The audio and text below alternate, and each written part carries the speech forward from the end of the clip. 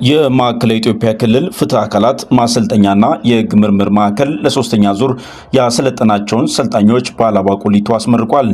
በምርቃት ስነ ስርዓቱ ላይ የማዕከላዊ ኢትዮጵያ ክልል ጠቅላይ ፍርድ ቤት ፕሬዝዳንት አቶ ኤርሱኔ አቡሬ፣ የክልሉ ፍትህ ቢሮ ኃላፊ አቶ አክመል አህመዲን፣ የማዕከሉ ዋና ዳይሬክተር አቶ ሙሽተባ አባደርን ጨምሮ ከፍትህና ከዳኝነት የመጡ ባለድርሻ አካላት በተገኙበት ተካሂዷል። የዕለቱ የክብር እንግዳ የነበሩት የማዕከላዊ ኢትዮጵያ ክልል ጠቅላይ ፍርድ ቤት ፕሬዝዳንት አቶ ኤርሱኔ አቡሬ እንደገለጹ ከሆነ ተመራቂዎች በፍትህ ተቋማት የተገልጋዮችን የሰብአዊ መብት በጠበቀ መልኩ ህብረተሰቡን በቅንነት ማገልገል እንደሚገባቸው ተናግሯል። ህብረተሰባችንን ስናገለግል በቅንነት በታማኝነት ማገልገል አለብን።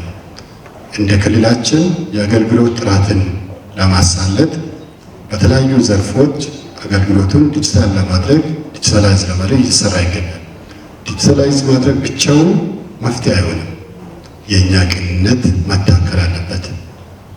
የኛ ተነሳሽነት መታከል አለበት። የኛ የሙያ ስነ ምግባርን የጠበቀ አገልግሎት ዋና ሊሰመርበት የሚገባ ነው። ስለዚህ እኛ ወደ ተቋሞቻችን የሚመጡ ባለጉዳዮችን ስናስተናግድ በነሱ እግር በነሱ ቦታ ሆነን ከኛ ምን ይፈልጋሉ፣ ከኔ ምን ይጠበቃል የሚለውን በአደራ እንድትወጡ እያሳሰብኩኝ ወደ ስራ ስትመለሱ እንግዲህ እናንተ ዛሬ በተግባር ያገኛችሁትን እውቀት ለባልደረቦቻችሁ ጭምር እርሾ እንድትሆኑ አደራ እላለሁ። በሌላ መልኩ ፍትሐዊ የዳኝነት ውሳኔ ህብረተሰቡ እንዲያገኝ ተመራቂዎች ሚናቸውን በአግባቡ እንዲወጡ ጥሪ ያቀረቡት የክልሉ ፍትህ ቢሮ ኃላፊ አቶ አክመል አህመዲን ናቸው። ውድ ተመራቂዎች፣ እንደዚህ አይነት የስራ ላይ ስልጠናዎች ጠቀሜታቸው አዳዲስ እውቀት ከማግኘትም ባለፈ በስራ ላይ በነበራችሁበት ጊዜ በአሰራር ላይ የነበሩ ብዥታዎችን ለማጥራት እንዲሁም የተረሱ እውቀቶችን መልሶ ለማስታወስ የቀጣይ ህይወት ተስፋን ማለምለም የአገልጋይነት ስሜትን ለመጨመር ጠቀሜታቸው እጅግ ከፍተኛ ነው።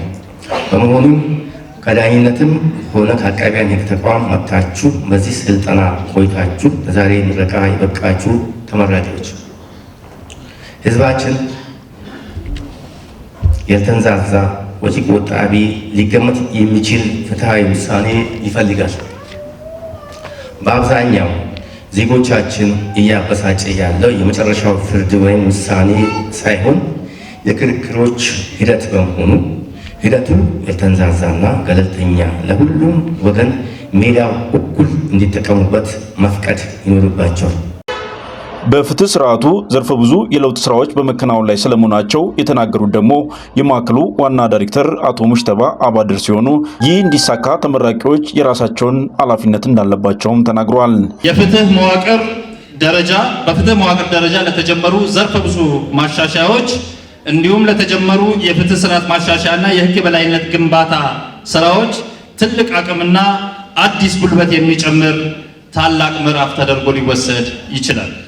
ማዕከላችን በዳኝነት፣ በአቃቤ ህግነት፣ በሬጅስትራርነት፣ በተከላካይ ጠበቃነት ለተሰማሩ ባለሙያዎች መደበኛ ስልጠናዎችን ከመስጠት ባለፈ በፍላጎት ዳሰሳ ጥናት ላይ በመመስረት በተለያዩ የፍትህና የህግ ጉዳዮች ላይ ልዩ ልዩ አጫጭር ስልጠናዎችን በየጊዜው ሲሰጥ ቆይቷል። እየሰጠን የሚፈለገውን ገለልተኝነትና ፈጣን የፍትህ አገልግሎት ተደራሽ ማድረግም ይገባል ተብሏል።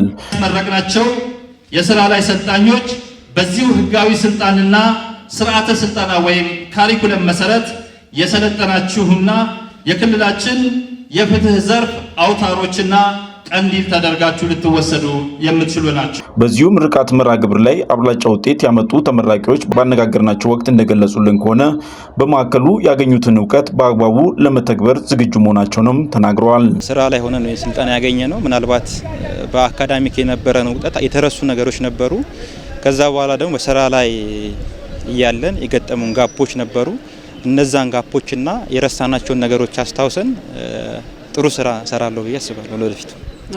ያው ከመጣውም ውጤት አንጻር ከተሰጠውም ስልጠና አንጻር በተቻለኝና በተሰጠኝ እውቀት መሰረት የቻልኩትንና ለህብረተሰቡ የሚገባውን ተገቢውን የራሴን ድርሻ ለመወጣት ቃል ለመግባት ዝግጁ ነኝ።